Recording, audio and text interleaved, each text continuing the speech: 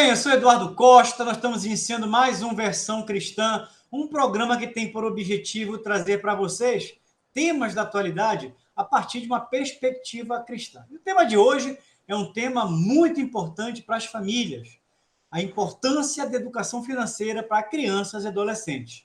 Estamos recebendo como convidado Alfredo de Farias, economista, e vai debater o tema conosco também um grande economista, Antônio de Pádua, e Daniel Berg, da Igreja Primeiro Amor, consultor de negócios. O versículo bíblico que vai nos balizar hoje está lá em Provérbios 22, 6, e diz o seguinte: ensina a criança no caminho em que deve andar, e ainda quando for velho, não se desviará dele. Quero agradecer, Valfredo, pela tua generosidade. Você que é um economista que tem participado ativamente do debate econômico, em especial aqui no estado do Pará, tenho sempre te visto na televisão, nos jornais, falando sobre assuntos importantes da economia. Agradecer ao Pádua, que gravou um programa anterior conosco, falando sobre a crise financeira, a necessidade do planejamento financeiro das famílias. E o Berg, que está sempre aqui conosco, contribuindo, colaborando e nos ajudando a colocar de pé este programa.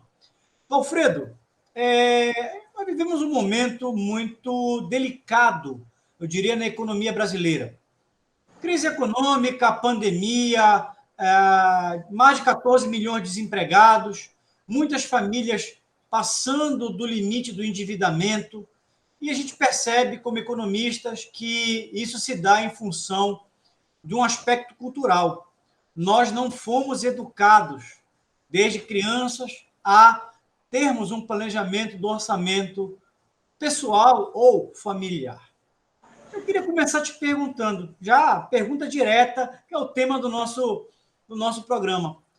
Na tua visão como economista, como consultor, como pessoa que tem auxiliado, inclusive, muitas famílias na questão do planejamento financeiro, qual a importância da educação financeira começar já na infância, na adolescência, e de que forma essa educação financeira ela pode ser introduzida nas crianças?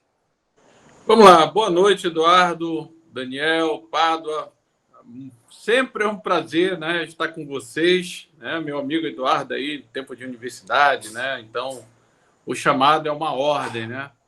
Mas vamos lá, o grande problema, Eduardo, é que, como você falou, a gente não tem essa cultura, né, de ensinar nossas crianças desde cedo. A escola também não faz isso, algumas até já estão fazendo, né, aqui no estado também. E na universidade a gente também vê isso, né? A maioria dos cursos não foca na questão financeira. Enfim, é muito importante, né, de extrema importância, que a gente comece essa educação financeira desde cedo com os filhos. Muita gente está esperando as escolas e as universidades, né? Então isso não se deve fazer. A gente deve dar esse start com os nossos filhos, né? E eu percebo, assim, até para não alongar muito, Eduardo, né, que eu sei que o programa ainda tem muita pergunta, que durante essas minhas idas e vindas aí nas empresas, né, como consultor ali financeiro pessoal de algumas pessoas, a gente percebe que quanto mais cedo a pessoa entende de finanças, entende de fato a mágica ali do controle do dinheiro, essas pessoas elas tendem a ser mais bem-sucedidas, né? E o grande segredo que eu sempre falo não é o quanto a pessoa ganha, que tem muito consultor, né, coach, principalmente, que diz que a pessoa tem que ganhar muito para ser feliz, né, para ter uma saúde financeira boa. E não é isso. Na verdade, o grande segredo é o quanto você consegue gastar, né? Quanto menos você gasta, provavelmente melhor vai ser a tua situação financeira. Então, o segredo é você controlar as tuas despesas, né? Quero convidar o Antônio de Pádua para entrar na conversa conosco. Antônio de Pádua, mais uma vez, dizer que é uma alegria ter você conosco. Obrigado, Eduardo, obrigado, Daniel Berg, ao Alfredo também, a todos aqueles que nos assistem. Um prazer enorme estar aqui novamente e poder dar um pouco de contribuição para debater esses temas tão importantes. Alfredo, você tocou num ponto muito importante, que é a preparação, a capacitação da nossa criança, do nosso jovem, para que ele possa, quando adulto, ter uma condição melhor de gerir, de administrar os seus recursos. Eu sei que também que existem algumas escolas aqui em Belém, por exemplo, que já estão exercitando essa educação na infância. Mas e no lar? Vamos pensar naquela maioria da sociedade, da população, que não tem um aluno nessas escolas de vanguarda, né?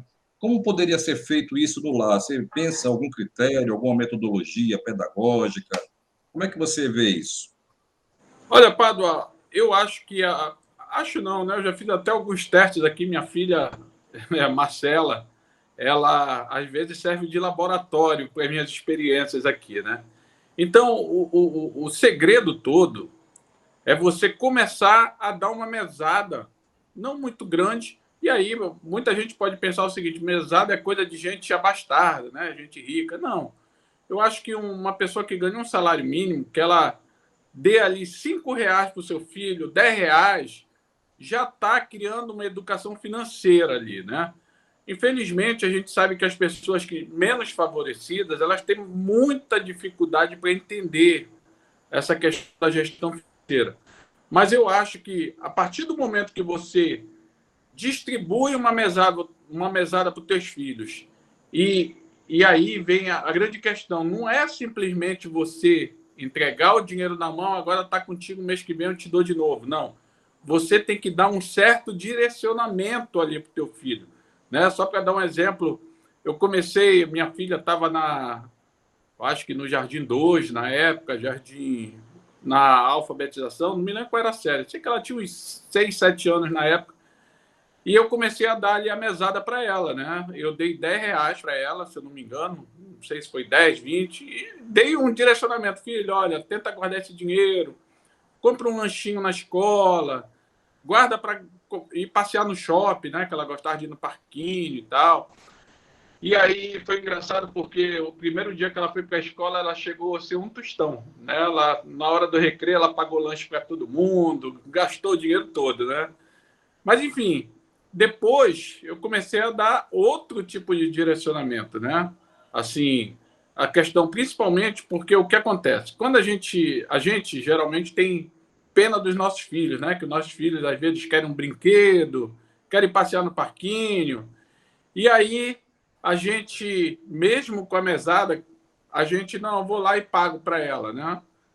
E eu comecei a trabalhar diferente com a minha filha. Minha filha gostava muito de ir no parquinho, né? E eu dizia assim: filha, tem que guardar dinheiro para o parquinho. Agora quem paga o parquinho é você, né? Então, ela começou a entender de fato o valor do dinheiro a partir daí, né? Algumas coisas que ela gosta no supermercado também, eu digo: filha, isso aqui você paga, tá?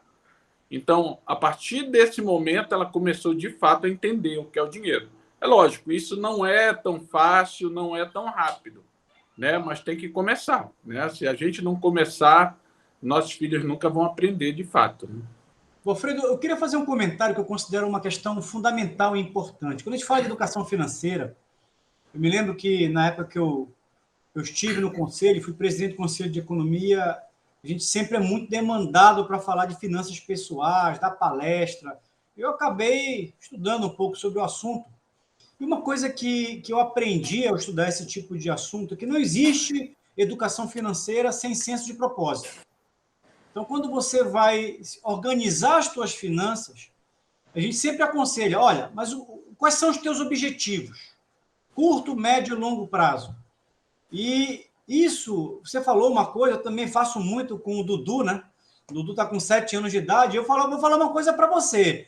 O Dudu tem nos surpreendido aqui em casa, que com 7 anos de idade, ele já tem uma poupança boa, com recursos que a gente vai... Ele ganha dinheiro, por exemplo, no aniversário dele. A gente tem o hábito de dar, não, às vezes não um presente, mas a gente dá um dinheirinho para ele, leva ele no shopping e diz: olha, você tem tanto para gastar.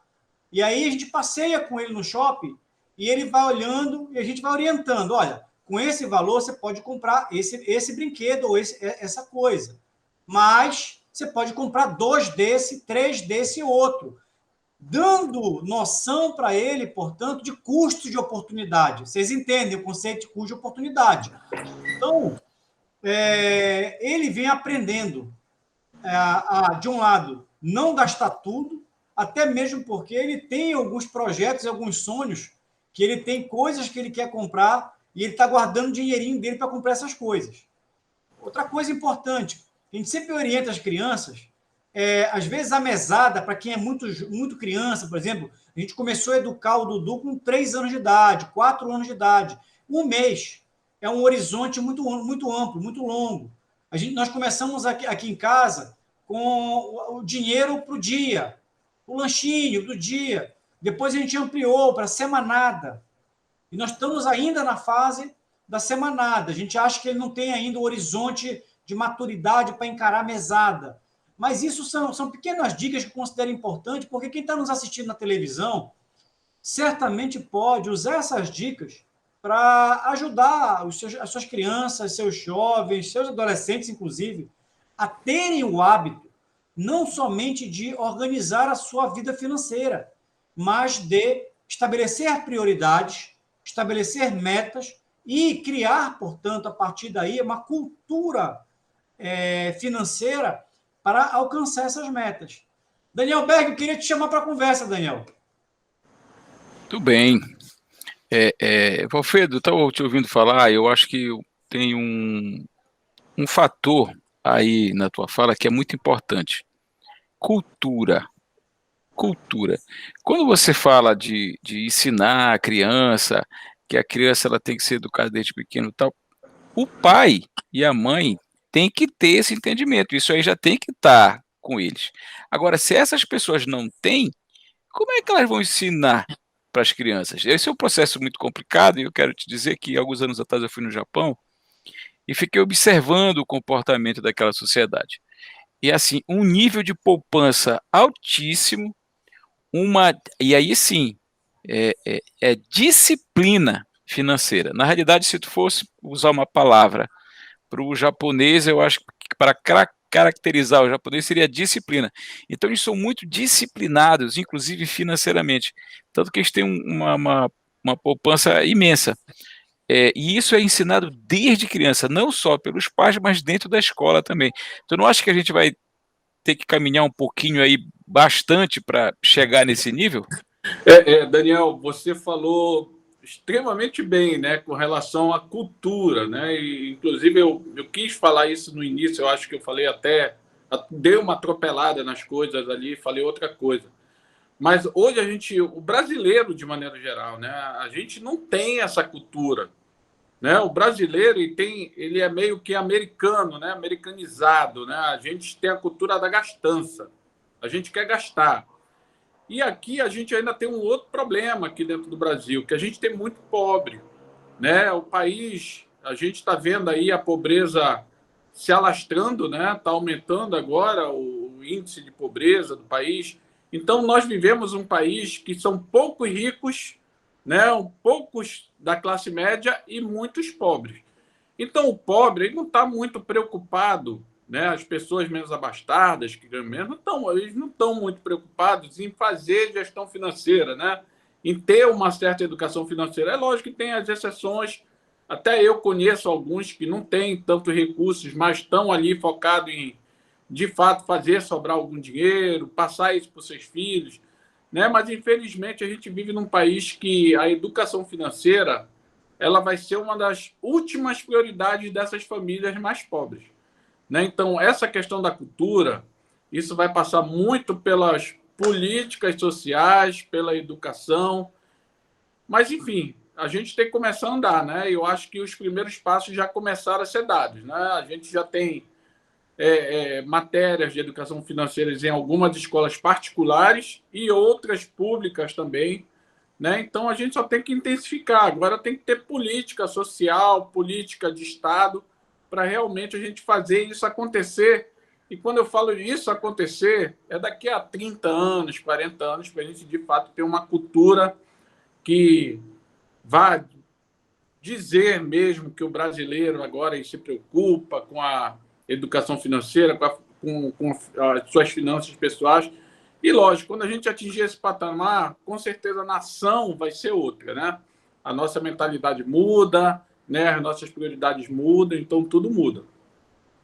Muito bem, nós estamos chegando aqui no final do nosso primeiro bloco do Versão Cristã, hoje falando com o Valfredo de Farias, tendo como debatedores o Antônio de Pádua e o Daniel Berg sobre educação financeira para crianças e adolescentes. Não desligue, não mude de canal, já já nós vamos voltar com dicas de como educar as nossas crianças, nossos jovens, nossos adolescentes numa cultura financeira saudável. É rapidinho.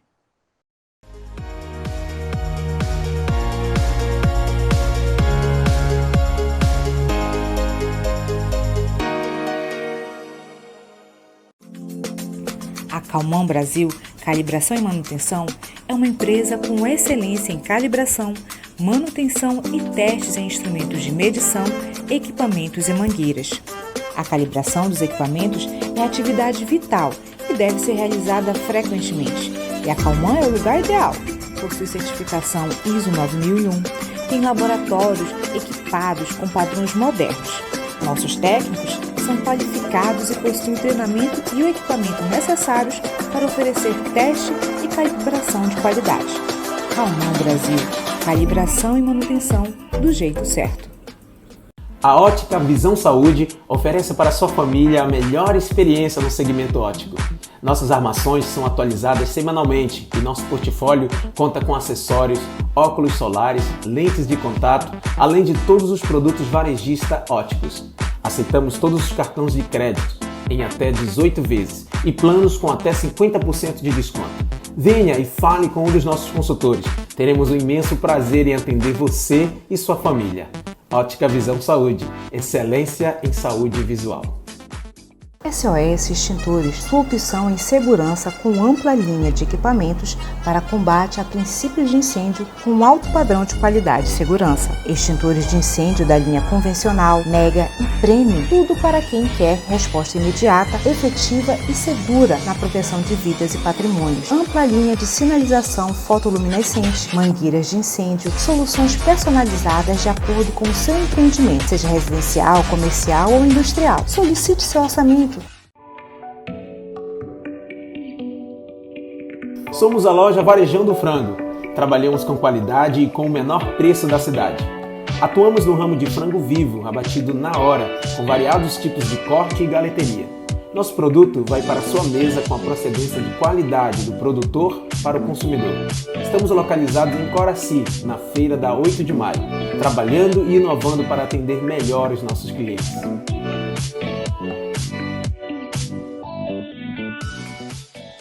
Zelo, saúde, proteção e segurança para a sua empresa. A Zelo traz até você tecnologia de ponta para a descontaminação de ambientes através da desinfecção por pulverização eletrostática. Tem padrão hospitalar e essa tecnologia é a única que proporciona a cobertura de 100% do seu ambiente. Aprovado pela Anvisa e pela EPA, Agência de Proteção Ambiental dos Estados Unidos.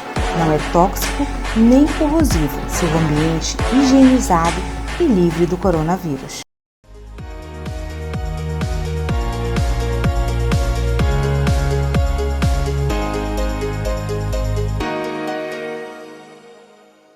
Muito bem, voltamos com o nosso segundo bloco do Versão Cristã, hoje discutindo educação financeira para crianças, adolescentes e jovens. Temos como convidado o economista Valfredo de Farias, que vem frequentando aí os nossos telejornais aqui no estado do Pará, os nossos jornais impressos, uma pessoa que tem contribuído bastante com o debate econômico aqui no estado do Pará. Valfredo, nós terminamos o bloco passado falando de algumas coisas que eu considero relevantes. Sobre cultura, né? Cultura. E há realmente uma inversão cultural na questão financeira no brasileiro. Vamos falar do brasileiro hoje. Quando a gente olha, por exemplo, a questão da... E o Daniel Berg falou uma coisa super legal, da questão da cultura da poupança. A gente vai, por exemplo, ele falou do Japão, mas não é só o Japão. Tanto a Europa como os Estados Unidos, existe um nível de poupança muito maior, muito mais elevado. As pessoas são educadas, inclusive, a pegar parte das suas rendas e investir no mercado financeiro. O percentual de americanos ou europeus que aplicam, por exemplo, seus recursos em investimentos na Bolsa de Valores, por exemplo, é muito superior aos brasileiros. Então, existe uma cultura nesses países da poupança prévia para o gasto futuro. Então, eles poupam no auge da sua vida profissional, ali com 25, 30, 35, 40 anos, para chegar numa certa idade, poder usufruir de rendimentos financeiros, de uma vida um pouco mais tranquila financeiramente. O que a gente observa no Brasil é uma cultura inversa. É a cultura do consumo presente. E essa cultura do consumo presente leva as pessoas a, por exemplo, buscarem o crédito, buscarem a utilização do cartão de crédito, buscarem, por exemplo, o crédito consignado, o cheque especial. E a gente vê muita gente aí se endividando, trocando o consumo futuro pelo consumo presente e imediatista. Isso gera uma bola de neve. A pergunta que eu quero te fazer em função disso, e uma outra questão também que é relevante, é que a educação financeira não depende de classe social. Não é uma questão de classe média ou de classe alta. A educação financeira abrange todos os segmentos e eu costumo dizer que é mais importante nas classes C e D, porque uma cultura financeira para quem está na classe mais baixa da pirâmide social ajuda essas pessoas a viver financeiramente melhor, apesar da dificuldade que a gente sabe.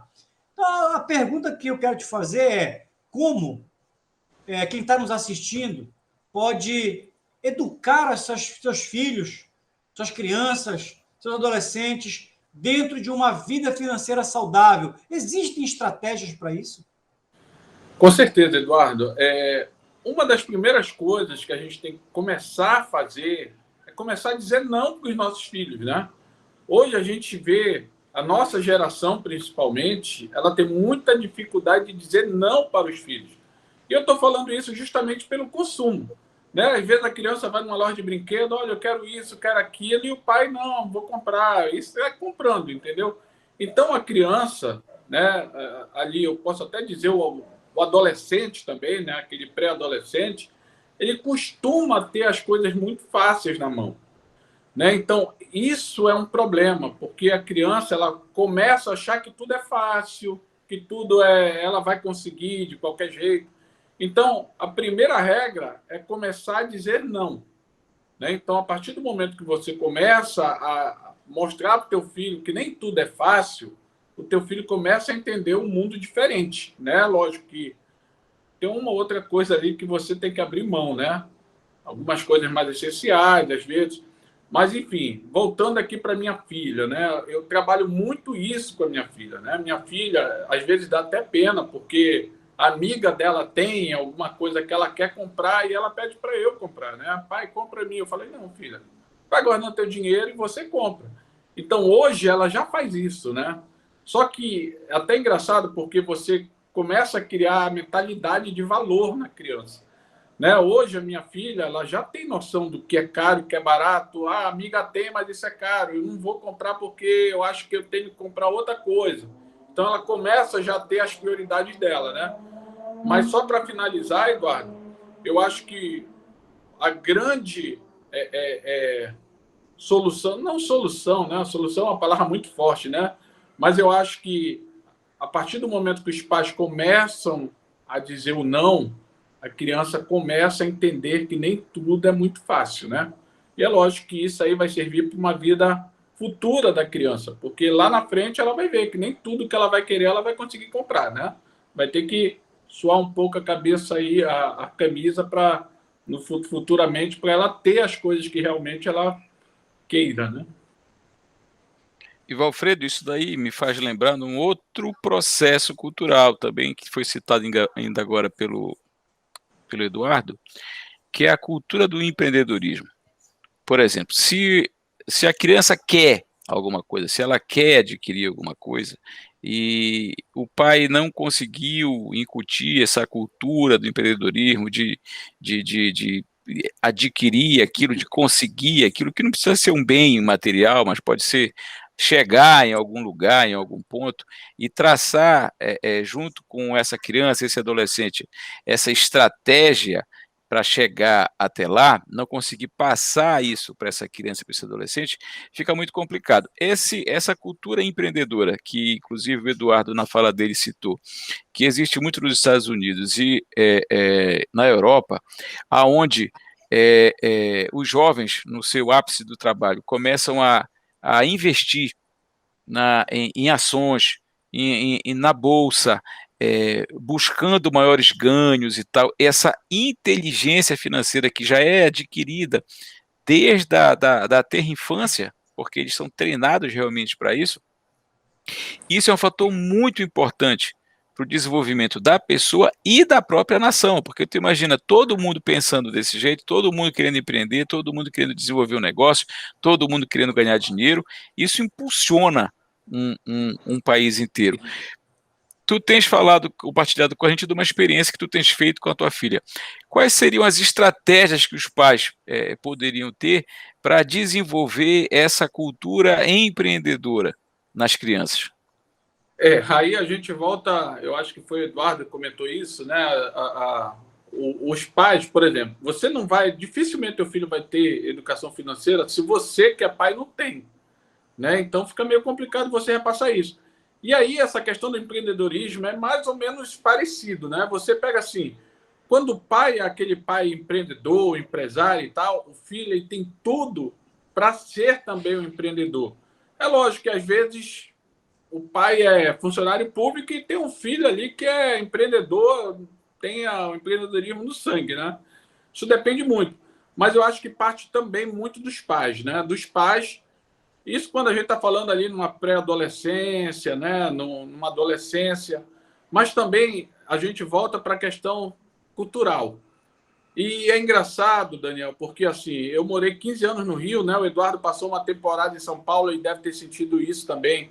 No Rio de Janeiro, pelo menos que era a minha base, né? Você pergunta para um universitário, um moleque que acabou de entrar na universidade, o que você quer ser quando você quer se formar? O que você pretende da tua vida? O cara ele quer ou trabalhar numa multinacional ou quer abrir uma empresa. Se você fizer 10 perguntas dessa lá no Rio de Janeiro, São Paulo, Minas, né? Eu acho que no sul do país também, que é mais forte essa questão das empresas, do empreendedorismo, eu acho que uns 8 vão te dizer que querem ser empresários ou querem trabalhar em multinacional. Se você fizer a mesma pergunta aqui em Belém, né, no Pará, provavelmente vai ser o inverso, né? 8 vão te dizer que querem ser funcionários públicos, né? E 2 ali estão ainda pensando. Então, essa questão cultural. E, assim, é engraçado porque o Brasil ele é muito diferente, né? Assim, cada região que você está é uma particularidade. O Nordeste, apesar de ser todo mundo, né? Muita gente, principalmente o pessoal do Sul, Sudeste, eles não têm noção do que é o Norte e Nordeste. Eles pensam que aqui só tem coitadinho e tal. Mas eu tive há pouco tempo no Nordeste, eu tenho clientes lá no Nordeste. O Nordeste ele está passando por um boom de empreendedorismo muito grande, né? Então, eu conheci lá filhos, né, de funcionários de clientes meus, que os moleques lá têm sangue no olho assim para abrir empresa, inclusive já estão vendendo coisinha com os amigos da escola, né? E aí, voltando aqui para Belém, né, vou falar de novo da minha filha, porque, como eu falei, é o laboratório. Né? Minha filha teve uma época que ela queria que aumentasse a mesada dela. Não, pai, olha, dá para aumentar minha mesada? Eu falei, filha, não dá para aumentar a mesada, mas tem como você ganhar mais. Sabe como você faz? Vende docinho na escola. Leva lá, brigadeiro, vende por R$1. Aí a gente fez as contas, olha, por dia dá para vender tanto. Né? Por semana tu vai ganhar tanto, vai ganhar mais do que a tua mesada. Então ela fez isso durante um tempo, né? E foi engraçado porque quando ela entrou fazendo, a colega dela começou a fazer também, roubou os clientes, né? Aí foi quando ela deu uma desestimulada e parou. Né? Eu queria entrar também nessa abordagem da questão da cultura. Acho que tudo aquilo que a gente falou, tanto o Eduardo quanto o Berg e o Valfredo também, ele sempre concentra na questão do exemplo, na questão do preparo do filho através do exemplo também. E a gente acaba vendo um ciclo vicioso que já existe há bastante tempo. Eu já ouço falar em educação financeira há muitos anos, décadas, inclusive, e a gente esbarra na mesma questão da educação do trânsito, por exemplo, né? Ensinar desde a infância o trânsito para que a criança, quando crescer, tenha uma outra visão, uma outra atitude em relação à educação do trânsito. Só que ele vê o pai, vê a mãe, vê o irmão mais velho, né? Dirigindo de modo completamente inadequado. É mais ou menos parecido com o que nós estamos falando aqui. É muito difícil a gente tratar da educação financeira de forma isolada. A criança somente recebendo aquela educação na escola. Essa associação que você fez, o Alfredo, o Eduardo também comentou, e o Berg, de colocar a família, né, dentro desse contexto educacional, pedagógico, eu acho que é essencial. E aí a gente esbarra no problema do exemplo. O pai, a mãe não estão com a educação financeira em dia, não estão adequados, preparados para isso. Como é que ele vai ensinar o filho? Então, aí que está o círculo vicioso que a gente está comentando e que requer uma outra abordagem que possa ser desenvolvida. Eu li, semana retrasada, alguma coisa de um projeto do Banco Central e outro também da Bolsa de Valores, de modo a contribuir para um sistema de educação via internet financeira para as famílias. E eu diria que o principal alvo para a educação financeira infantil é começar pelos pais, né? Não sei como é que vocês veem isso, né? Porque se você não conseguir colocar o pai, é mais ou menos o versículo que foi lido no início, né? Ensina a criança no caminho. Não é apontar o caminho, não. É ensinar no caminho, é dar o exemplo. É praticar para que a criança também aprenda pela prática, como o Alfredo tem feito, até pela formação dele, o Eduardo, eu, o Berg, é diferente da maioria maciça da população brasileira, né? Então, essa realidade nacional que a gente está comentando, todos nós aqui, eu acho que é um problema. Você vê algum modo da gente conseguir superar isso, Alfredo? Olha, Pádua, eu acredito muito nas políticas de Estado quando elas são bem feitas. Por exemplo, esse pessoal que recebe, antigamente era o Bolsa Família, né? O programa do Cristóvão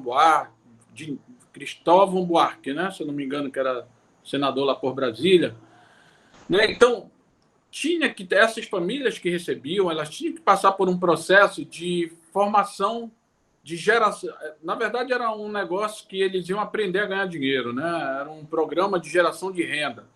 E eu acho que, pegando parte, por exemplo, desse Auxílio Brasil, o pessoal que recebe Auxílio Brasil, se você pegasse pelo menos ali uns 30% desse povo todo e ministrasse algum tipo de treinamento, lógico que não tem que ser um treinamento muito elaborado, né? Mas um negócio que falasse mais a linguagem desse povo, né?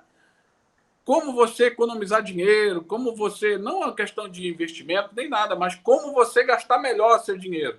Então, eu acho que se o governo ele quisesse, né, ele poderia, de fato, estar direcionando um curso desses, né, um tipo de programa para ensinar esse povo a gastar dinheiro, porque é assim que começa a gestão financeira, né?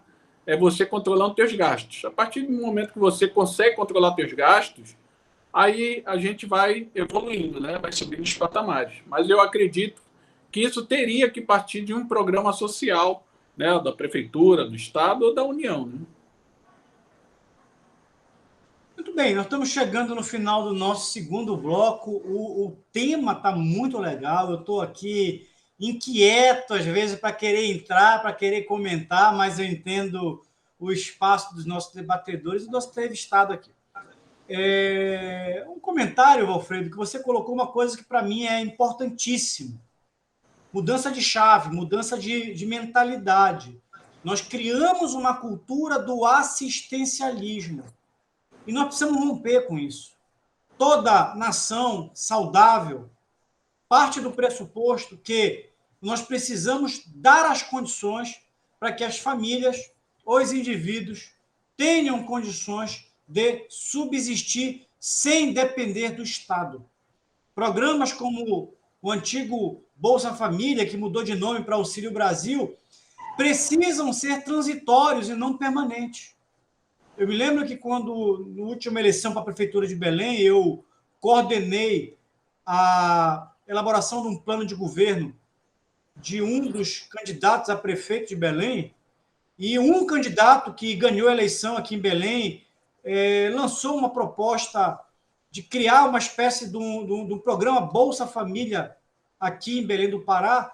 Nós lançamos algo um pouco diferente, que era, na verdade, criar um auxílio financeiro, não como uma mera transferência de renda assistencialista, mas para dar condições para que essa pessoa pudesse participar de cursos de formação profissional, cursos de empreendedorismo, e nós gestamos a ideia ali da Casa do Empreendedor, de modo que essa pessoa pudesse ali, minimamente, passar por um processo de formação, inclusive com educação financeira no foco empresarial, mas também no foco familiar.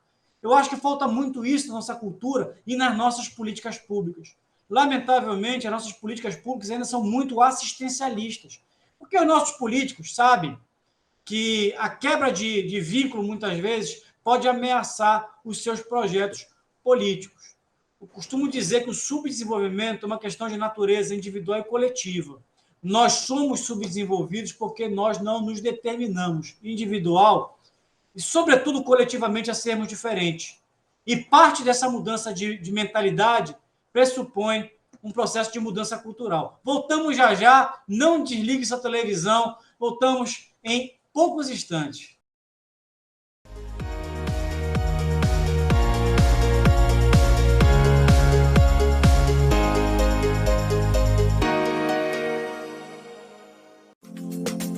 A Calman Brasil Calibração e Manutenção é uma empresa com excelência em calibração, manutenção e testes em instrumentos de medição, equipamentos e mangueiras. A calibração dos equipamentos é atividade vital e deve ser realizada frequentemente. E a Calman é o lugar ideal. Possui certificação ISO 9001, tem laboratórios equipados com padrões modernos. Nossos técnicos são qualificados e possuem o treinamento e o equipamento necessários para oferecer teste e calibração de qualidade. Calman Brasil, calibração e manutenção do jeito certo. A Ótica Visão Saúde oferece para sua família a melhor experiência no segmento óptico. Nossas armações são atualizadas semanalmente e nosso portfólio conta com acessórios, óculos solares, lentes de contato, além de todos os produtos varejista ópticos. Aceitamos todos os cartões de crédito em até 18 vezes e planos com até 50% de desconto. Venha e fale com um dos nossos consultores. Teremos um imenso prazer em atender você e sua família. Ótica Visão Saúde, excelência em saúde visual. SOS Extintores, sua opção em segurança com ampla linha de equipamentos para combate a princípios de incêndio com alto padrão de qualidade e segurança. Extintores de incêndio da linha convencional, mega e premium, tudo para quem quer resposta imediata, efetiva e segura na proteção de vidas e patrimônios. Ampla linha de sinalização fotoluminescente, mangueiras de incêndio, soluções personalizadas de acordo com o seu empreendimento, seja residencial, comercial ou industrial. Solicite seu orçamento. Somos a loja Varejão do Frango. Trabalhamos com qualidade e com o menor preço da cidade. Atuamos no ramo de frango vivo, abatido na hora, com variados tipos de corte e galeteria. Nosso produto vai para a sua mesa com a procedência de qualidade do produtor para o consumidor. Estamos localizados em Coraci, na feira da 8 de maio, trabalhando e inovando para atender melhor os nossos clientes.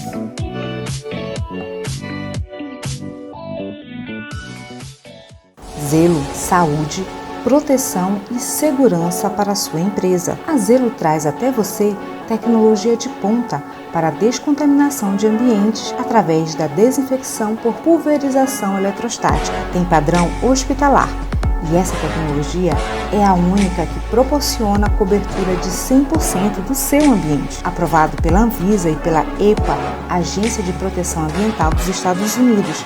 Não é tóxico nem corrosivo. Seu ambiente higienizado e livre do coronavírus.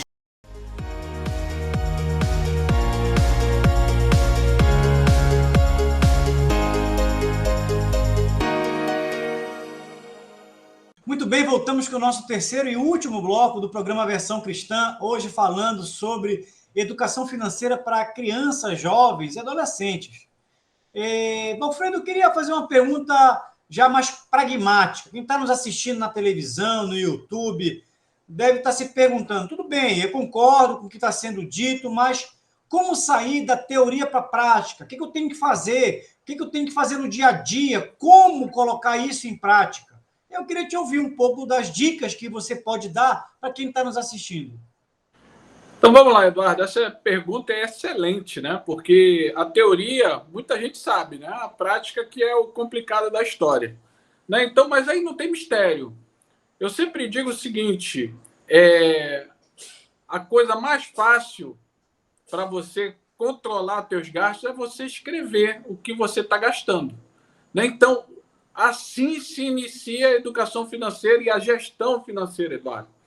Então, por exemplo, você foi no supermercado, gastou tanto. Anota, né? Coloca uma planilha de Excel, tem gente que não sabe mexer, coloca no caderninho ali, anota, né? Tudo que você for gastando, vai anotando. E isso é impressionante, porque as pessoas não têm noção de como estão gastando o dinheiro, né? Então, a partir do momento que elas começam a anotar, aí já começam a desvendar onde estão as torneiras abertas. E isso também pode ser aplicado às crianças também, Eduardo. Por exemplo, você dá ali a semanada, né, que você falou, né? É só você falar para o teu filho, vamos saber o que você gastou o dinheiro nessa semana? Começa a anotar, anota. E aí ele vai começar a criar o hábito de realmente anotar o que ele está gastando. E isso é fundamental para você ter o controle do teu gasto. E só voltando ainda lá no primeiro bloco, né, que a gente estava falando de gestão financeira, geralmente quando a gente fala de gestão financeira, né, educação financeira, as pessoas acham que isso é para rico, né? Não, isso aí é para rico, porque o pobre não... E não é. Eu conheço, Eduardo, Daniel, Pádua, vocês devem conhecer também famílias que ganham um pouquinho mais de um salário mínimo, né? E conseguem dar uma criação bacana para os filhos, conseguem ter aquele momento de lazer, vão para a igreja, conseguem, de fato, ali distribuir aquele pouquinho. Assim como vocês devem conhecer aquele cara que ganha 10, 15 mil reais, que vive todo enrolado, todo endividado, né? Então, não é o quanto a pessoa ganha, na verdade, é o quanto ela gasta. E se ela tiver controle, às vezes aquela família mais carente, que gasta pouco, às vezes não tem nem controle, mas no subconsciente ela sabe como distribuir, né, a questão do dinheiro. Então, só para concluir, o segredo é anotar. Anota. E a partir dali você começa, de fato, a fazer gestão financeira na tua vida pessoal. Ok, eu queria complementar, talvez, a tua abordagem, Alfredo, pelo seguinte, também quando eu tenho esse tipo de tratamento, de situação, essa anotação é o que nós chamamos daquele trabalho preliminar, aquele trabalho básico, né, o essencial. Traz para o papel aquilo que você gasta. Depois que você anotar, você, evidentemente, vai dar para aquela pessoa alguma orientação técnica do que fazer com a anotação, de que modo que você trabalha aquela anotação. Por exemplo, se você faz um valor com base no valor do recebimento, olha, eu recebo R$2.000 por mês, e eu vou fazendo aquele valor, tiro tantos R$100 para gasolina, R$500 para aluguel. Esse tratamento, ele também se faz essencial, claro, e você deve também demonstrar isso na hora que você dá essas orientações. Esse conceito que é dado para as pessoas que normalmente não têm, por exemplo, o que é custo fixo? Ou melhor, o que é despesa fixa? Aquela despesa que não vai variar. O aluguel, por exemplo, é uma despesa fixa. Plano de saúde, se houver, é uma despesa fixa, né? Agora, tem as despesas variáveis, que é a energia elétrica, o próprio combustível, por exemplo, o supermercado, né, e etc. A escola é despesa fixa. essa orientação, em termos de metodologia, qual seria a forma mais fácil de nós levarmos isso para as famílias? Você tem algum modelo? Sim, sim. Você acha que isso é fácil da gente construir? Qual é a sua opinião? Não tem muito mistério também. Na verdade, assim, eu sempre digo o seguinte, que a gente tem que, às vezes, né, algumas vezes, desconstruir o que a universidade ensina para a gente, né? Senão fica muito complexo, muito complicado ali para aplicar no dia a dia. Então, essa questão de variáveis, semivariáveis, custos, isso aí, às vezes, nem o empresário entende, né? Eu sou assim, geralmente quando eu entro para fazer consultoria, eu entro na área financeira, porque é o calcanhar de Aquiles das empresas, né? Então, o empresário às vezes não entende isso. Imagina o pai de família que não tem noção financeira nenhuma. Então, o que eu costumo trabalhar nessa questão da classificação? Olha, classifica aqui saúde, né? O que é saúde? Tudo relacionado à saúde você vai classificar aqui. Plano de saúde, remédio, né? Algum médico, dentista, tudo aqui. Né? Tem aquelas despesas essenciais, né? Alimentação, por exemplo. Alimentação, tudo que for alimentação, classifica aqui, ó, supermercado, feira e coisas do gênero. E tem, né, aquelas concessionárias públicas de energia, luz, água, telefone. Então, eu coloco uns 4, 5 grandes blocos, né? Veículos, quem tem veículos? Aí eu coloco uma rúbrica lá, veículos. O que é veículos? Combustível, manutenção, né? Se você tiver um financiamento, coloca tudo ali para saber quanto é que você está gastando com o teu carro. E aí tem um detalhe que é importante, que é o lazer, né? Esse lazer é muito importante estar ali, né? Porque o grande gasto é com lazer, por incrível que pareça, e as pessoas acham que gastam um pouco, né? Então, e o lazer, principalmente para o jovem, né? Aí eu já vou sair um pouco do adolescente e entrar no jovem, né? Ali na faixa de 18 a 25 anos, porque é o jovem que vai para o lazer com balada, com viagem, né? Para farra. Então, esse pessoal gasta muito. Inclusive, já fiz consultorias, né? Para alguns jovens desses, consultorias mais voltadas para a pessoa física mesmo, né? Parte do eu, SA, né? E eu sempre perguntava assim, mas você gasta muito com festa e tal? Não, gasto muito pouco. E quando a gente fez o levantamento, era 30% ali do salário, né, da renda. Então, isso é importante, só resumindo, Padre, classificar entre blocos assim, alimentação, saúde, educação, lazer, entendeu? E, lógico, a gente não pode esquecer, eu sempre coloco ali os gastos com a igreja também, né? Para saber se eu estou realmente atendendo ali, né, as vontades de Deus, assim, doando, devolvendo a minha parte, né, em dízimo e tal. Então, sempre é importante colocar ali também essa questão, né?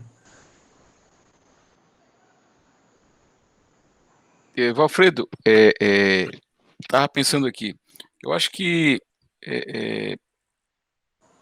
como levar isso para a criança, né?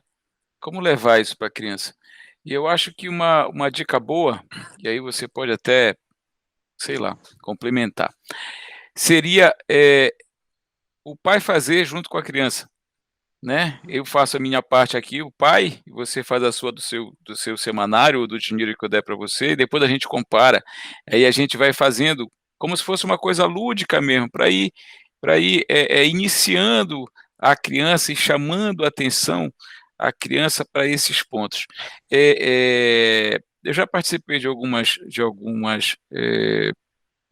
cursos, algumas capacitações em relação à gestão financeira, e é impressionante o quanto isso que você falou está correto, a questão do lazer. Uma pessoa que ganha um salário até meio razoável, que ela tem um hábito, por exemplo, de todo final de semana sair para beber, ela nunca colocou na ponta do lápis o gasto que ela tem com isso. E a gente desenvolvendo esse curso, uma vez, a gente fazendo isso, e a gente pegou algumas pessoas com exemplo que realmente abriram e deram a informação correta, a pessoa ficou assustada quando ela viu o quanto era aquele gasto no mês e o quanto era no ano. E essa pessoa tinha dificuldade, por exemplo, de trocar de carro. E a gente mostrou para ela que ela teria condições de trocar o carro dela, se economizasse um pouco, se tivesse noção do que é que ela estava gastando e, óbvio, com o que ela estava gastando para poder fazer uma gestão desse gasto, né? E assim fazer uma poupança para aquilo que ela precisava ou queria comprar. E aí talvez fazendo isso junto com a criança, né? Então a criança faz o dela, eu faço o meu aqui, e a gente combina um dia na semana para a gente comparar como é que está acontecendo e tal. Talvez fosse uma coisa nesse processo lúdico de trazer essa informação, esse conhecimento. Um outro ponto que você trouxe que eu achei muito interessante foi o da gente abrir mão do técnico, né? O abrir mão do técnico, e a gente ter um linguajar um pouco mais normal e natural, que a gente possa se comunicar e falar, não só com a criança, eu acho que com o adulto também, os pais também, que não têm esse conhecimento da matriz econômica, para que ele possa realmente aplicar, e não estar muito ligado nos conceitos técnicos, mas saber o que fazer sempre. E eu trago sempre um exemplo comigo, do meu sogro. O meu sogro ele tem uma sabedoria assim muito grande, muito grande. E ele é filho de lavrador e pescador do interior de Bragança, vamos dizer. E foi um cara que se aposentou como mecânico de avião, muito conceituado. E quando a minha esposa ela passou no vestibular, é, a, a ideia era assim, não, os pais dão carro, né, para o filho poder ir para a universidade, tá, não sei o quê. E aí ele já tinha preparado, era o seguinte, olha, tu queres um carro? Tu vai economizando, né? Tu já está fazendo estágio, então tu vais economizando aí, bora ver quanto é que tu consegue, tu vê qual é o carro que tu quer, e aí tu vai te batendo aí para levantar uma grana para comprar. E aí ela já quase se formando e tal, não sei o quê, queria o carro. Quanto é que tu tem? É tanto. Tá, bora ver quanto é o financiamento. E aí, nesse processo que eu achei assim, fantástico, assim, e educacional e tal, obviamente não se chegou no carro que se queria, mas se chegou no carro possível. Mas o processo de aprendizagem foi muito interessante. Então, assim, pelo menos na casa dele, nunca ninguém ganhou carro, mas todo mundo teve o seu carro. Por quê? Porque ele caminhou no caminho, junto com quem queria o carro. Eu acho esse negócio muito legal. Não, isso é importante, Berg. Né? A questão do acompanhamento. Eu vou voltar lá para o primeiro bloco, né? Que eu falei que, além de dar mesada, você tem que acompanhar, tem que direcionar. Isso é muito importante. Não adianta dar só o dinheiro, porque aí você está perdendo aquele dinheiro e não está ensinando nada para a criança. Então, você tem que, de fato, estar acompanhando, né, os gastos. Essa questão, a criança gosta de desenho, né, lápis de cor. Olha, toda vez que eu te der um dinheiro, coloca de azul. Quando você gastar, coloca de vermelho. Já vira uma brincadeira ali, né? E uma coisa muito importante também, né? Aquela questão da prática, né? E já preparando o filho para o futuro. Eu sempre falava com a minha filha o seguinte: filha, quer ganhar mais? Olha, você tem umas tarefas no dia para fazer. Limpar teu quarto, né? Arrumar o quarto, limpar a sala. Eu sempre dava uma tarefa assim, né? Dentro de casa. E estudar. Se você fizer isso, você vai ganhar mais tanto.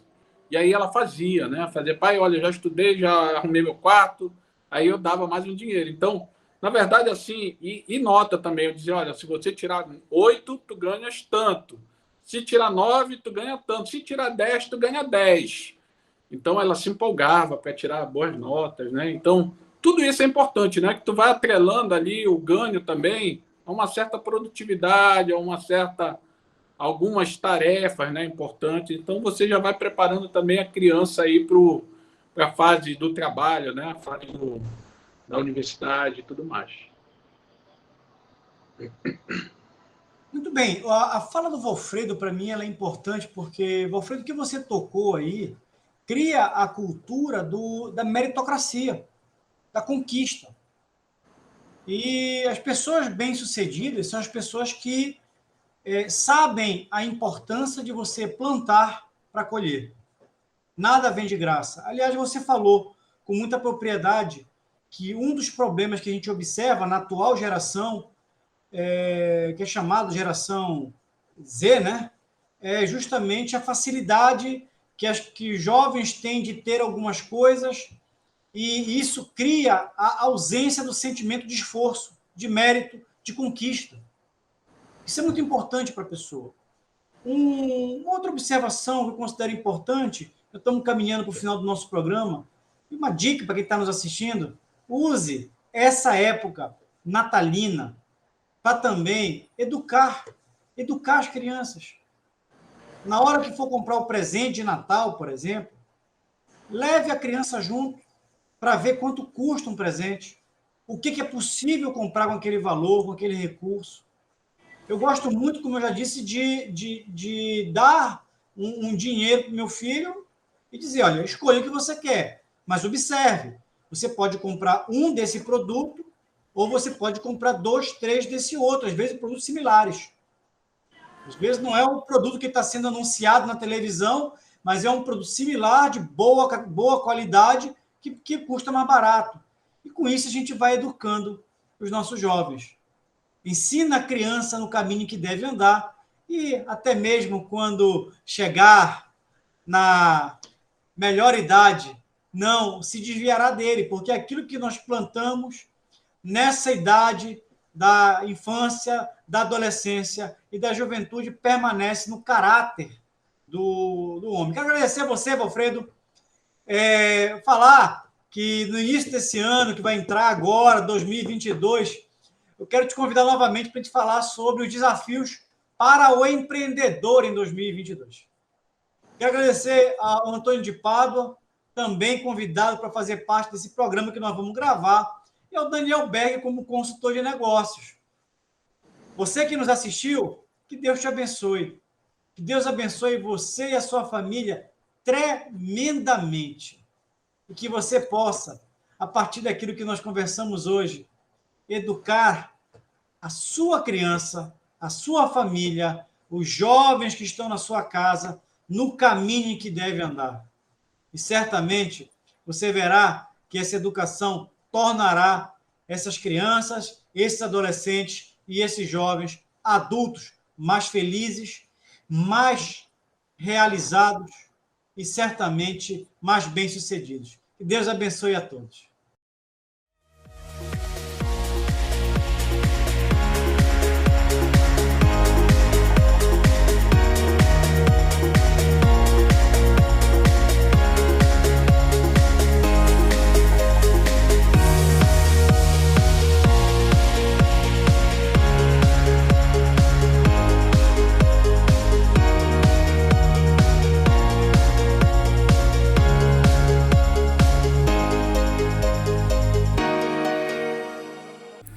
Este programa é um oferecimento